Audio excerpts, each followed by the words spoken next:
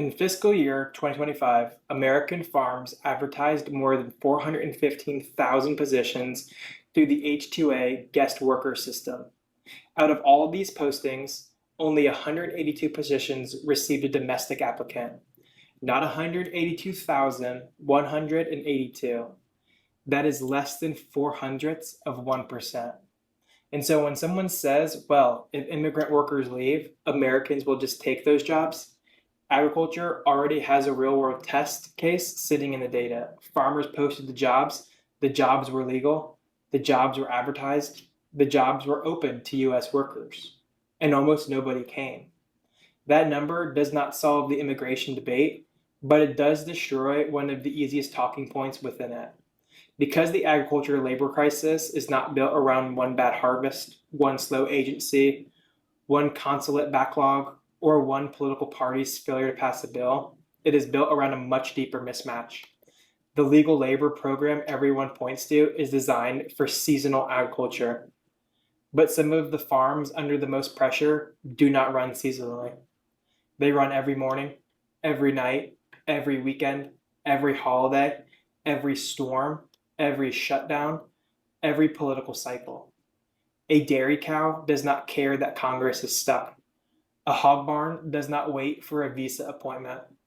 A poultry house does not pause because Washington has decided to pretend that farm labor is one single category. That is the story. The H-2A program is growing. The pressure on farm labor is growing. Immigration enforcement is growing, but the legal bridge between those things still stops before it reaches the year-round livestock operations that need it most. This is the debrief on Agri Written. I'm Vince Seal, and every Wednesday I take one current story moving through agriculture and pull out the parts that most people are missing. Today, the farm labor crisis, and why the obvious solution is not as obvious as it sounds. Most of the recent coverage has not been wrong. That is important to say up front. The coverage has captured the fear, it has captured the crop losses, it has captured the human reality of a workforce that is both essential and politically exposed. We have seen stories from California, Oregon, New Jersey, the Midwest, and the Pacific Northwest describing the same pattern. Immigration enforcement increases, workers get scared, crews shrink, and farms suddenly discover that the labor force they depend on is much more fragile than the spreadsheet made it look. One farmer loses most of a crew because people are afraid to show up. Another leaves cherries unpicked. Another watches blueberries hit the ground because the harvest window does not negotiate. And the trade press has accurately identified the program everyone reaches for in moments like this, the H-2A. H-2A is the legal quest worker program that lets U.S. agriculture employers bring in foreign workers when they can prove they cannot find enough domestic labor. It has become one of the biggest pieces of the modern farm labor system. In fiscal year 2025, the program certified 398,258 positions, a record. Nearly half of those certifications were concentrated in 5 states: Florida, Georgia, California, Washington, and North Carolina. That tells you something right away. This is not a niche tool anymore. This is not a backup option sitting in the corner. H-2A has become a central operating system for labor-intensive American agriculture. But here's where the story usually goes sideways. The public conversation often treats H-2A like a universal farm labor valve. If farms need workers, open the valve. Speed up processing, lower the friction, add consular capacity, fix the paperwork, let farmers hire legally. That is partially true, but only partially. Because H-2A is not a universal farm labor program. It is a temporary and seasonal farm labor program. And that one word, seasonal, is where the whole story changes. The part most people are missing is this. H-2A can help strawberry farms, apple orchards, tobacco farms, vegetable growers, citrus crews, nurseries, and other operations with seasonal labor demand. But most dairies, hog operations, poultry houses, feedlots, and other year-round livestock systems cannot use H-2A as a year-round labor replacement pathway. Not because they are too small, not because they filled out the form wrong and not because the agency is slow, but because the program was not built for them. Here is the simplest way to understand it. A seasonal crop farm has a labor mountain. It may need a lot of workers for a specific window: pruning, thinning, transplanting, harvest, packing, sorting. The workload rises, peaks, and falls. That is the kind of problem H2A was designed to solve. A dairy does not have a labor mountain. A dairy farm has a treadmill. The cows get milked today, they get milked tomorrow, they get milked on Christmas, and they get milked during a government shutdown. They get milked when a consulate is backed up, they get milked when Congress is arguing, and they get milked when the farm is losing money. The work does not arrive in a seasonal wave. It never leaves. That distinction sounds simple, but it is the entire policy failure. USDA's Economic Research Service describes H2A as a program for seasonal farm labor on a temporary basis, generally up to 10 months. Crop farmers can use it to meet seasonal needs, but most livestock producers, including ranchers, dairies, hog operations, poultry operations, are not legally allowed to use it to meet year-round labor needs. There are narrow expectations, especially for livestock on the range, like sheep and goat operations. That exception matters because it keeps the statement accurate. This is not no livestock anywhere can ever use H2A. The accurate point is sharper. Most year-round livestock operations do not have a legal H2A pathway for the permanent 365-day labor they actually need. And once you see that, the coverage starts to look incomplete. Because the H2A debate is mostly about speed, cost, paperwork, wage rules, housing, transportation, interviews, agency coordination, and consular delays, all of those matter. But those are access problems for farms already inside the program. They do not solve the problem for farms outside of the program. If you are a blueberry grower waiting on a consulate appointment, a processing delay can destroy your season. A crop does not wait patiently on the bush while a file moves through the system. The April 2026 Agriculture Coalition letter to the State Department made that clear.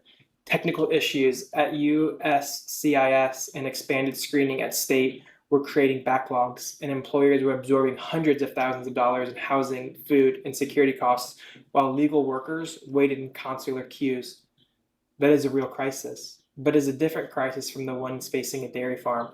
A dairy farm may be waiting for workers who are legally eligible to arrive. A dairy may need workers the current program cannot legally provide. That is the difference between a block pipe and a missing pipe. And right now, a lot of public discussion is confusing the two.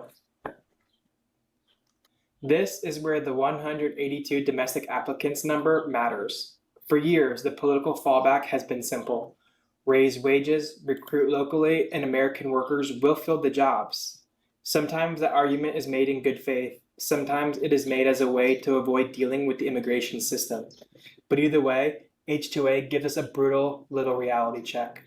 To use H2A, employers have to demonstrate they tried to recruit US workers and could not find enough willing and available domestic labor. In fiscal year 2025, only 182 positions out of the more than 415,000 advertised received a domestic applicant. That does not mean wages do not matter. They do. That does not mean working conditions do not matter. They absolutely do. That does not mean every farm is blameless or that every employer has treated labor fairly, or that a guest worker system is automatically clean just because it is legal. But it does mean the replacement worker fantasy is not a serious operating plan. You cannot run a national food system on maybe local workers will show up, when the most visible legal recruitment channel produced 182 domestic applicants across more than 415,000 positions. And the strange thing is, the federal government has basically admitted the same thing in a different language. In 2026, as the administration pushed changes to the H2A wages and processing, the policy argument was not America has plenty of workers ready to do this. The argument was closer to agriculture cannot find enough workers, so the legal foreign worker channel needs to be cheaper, faster, or more flexible. That is the contradiction at the center of the current moment. Politically, agriculture is told to become less dependent on immigrant labor. Operationally, agriculture is being handed changes to make immigrant guest labor more usable. And structurally, the farms with year-round labor needs are still left staring at a seasonal program. Now, I want to be careful with the bankruptcy data because it is easy to misuse. Chapter 12 farm bankruptcies do not prove that labor shortages caused farms to fail. That would be too clean, and agriculture is almost never that clean. Farm bankruptcies are driven by a pileup: debt, interest rates, commodity prices, input costs, weak receipts, weather, livestock margins, land costs, machinery costs, and labor pressure all stacking together. So the bankruptcy numbers are not a smoking gun. They are a stress signal, though. In calendar year 2025, U.S. Chapter 12 farm bankruptcies rose to 315 filings, up 46% from 2024. The Midwest and Southeast carried the heaviest regional load. In the Midwest, Iowa, Nebraska, Missouri, Wisconsin, Minnesota, and Kansas all had double-digit filings. Wisconsin was up 700%, Iowa was up 220%, and Minnesota was up 300%. Again, that does not mean labor caused the bankruptcy spike, but it does show that financial pressure is growing in exactly the kinds of regions where year-round livestock and mixed farm systems matter. And that is why the H2A blind spot matters. If a specialty crop farm is squeezed by labor, it may still have a legal tool, even if that tool is expensive and frustrating. If a year-round livestock operation is squeezed by labor, it is often being told to survive with no comparable legal channel. That is not just an immigration issue. That is a credit issue, a succession issue, a food price issue, a rural community issue, a farm consolidation issue. Because when the legal labor system cannot serve a sector, the sector does not magically stop needing labor. It absorbs the risk somewhere else. It absorbs it through longer hours. It absorbs it through family labor. It absorbs it through undocumented labor. It absorbs it through reduced expansion. It absorbs it through automation debt, through consolidation, and through burnout. And eventually, some of those operations run out of places to hide the risk. So where does the law stand right now? As of June 8th, 2026, the Farm Workforce Modernization Act of 2025, HR 3227, has been introduced in the House, but it has not become law. Congress.gov lists the latest action as May 7, 2025, referred to the House Judiciary Committee and also to Ways and Means, Education and Workforce, and Financial Services. The bill's status remains introduced. That matters because a lot of the farm labor conversation sounds like reform is always just around the corner, but agriculture has lived next to that corner for a very long time. The Farm Workforce Modernization Act has been through multiple versions. Earlier versions passed the House in previous Congresses and then died before becoming law. The current version is still sitting in the introduced and referred stage. So the practical read is this: unless Congress actually moves a year-round labor fix out of committee and toward passage, most livestock producers should assume the current legal structure remains the structure they have always had to operate inside of.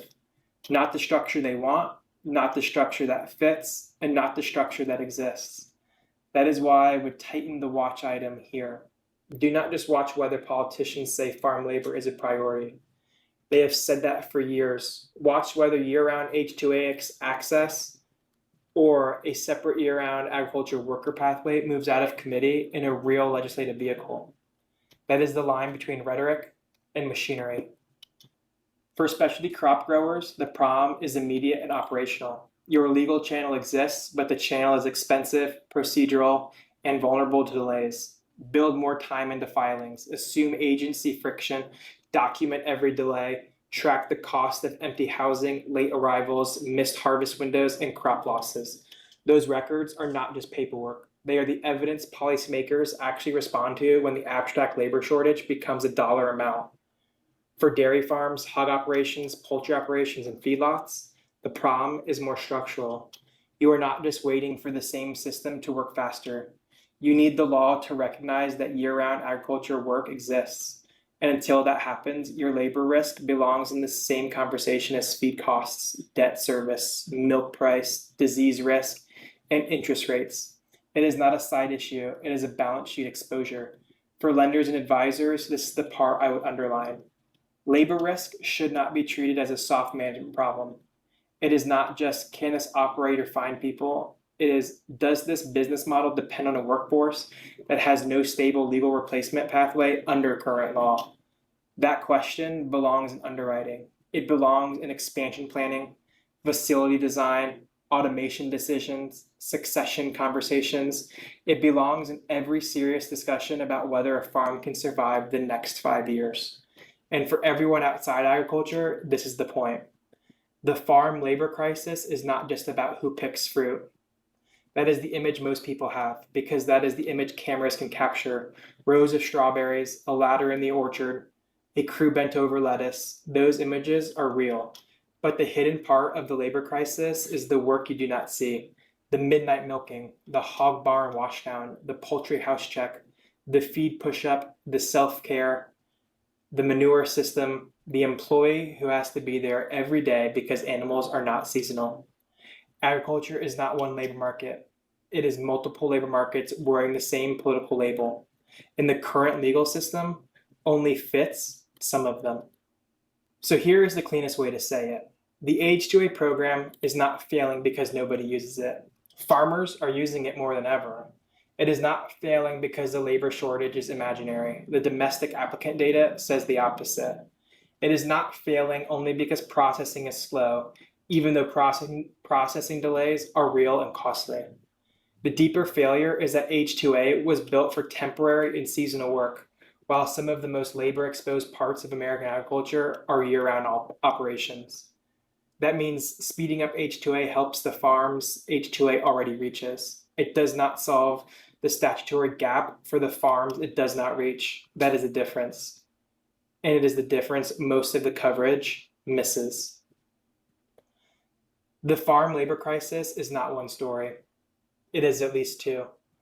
One story about seasonal crop farms trying to move legal workers through a slow, expensive, fragile pipeline before the harvest window closes. The other story is about year-round livestock operations looking at that same pipeline and realizing it was never built to reach them. Both stories are important, but if we keep calling this a pipeline problem, we'll keep proposing pipeline fixes. And for a lot of farms, the problem is not the pipe is clogged. The problem is that the pipe ends before it gets to the barn. That is what I'll be watching next. Not another speech, not another promise, not another farm labor as a priority quote. I'll be watching whether Congress creates a real year-round legal labor pathway. Because until that happens, H2A can keep growing. The crisis can keep deepening. And both things can be true at the exact same time.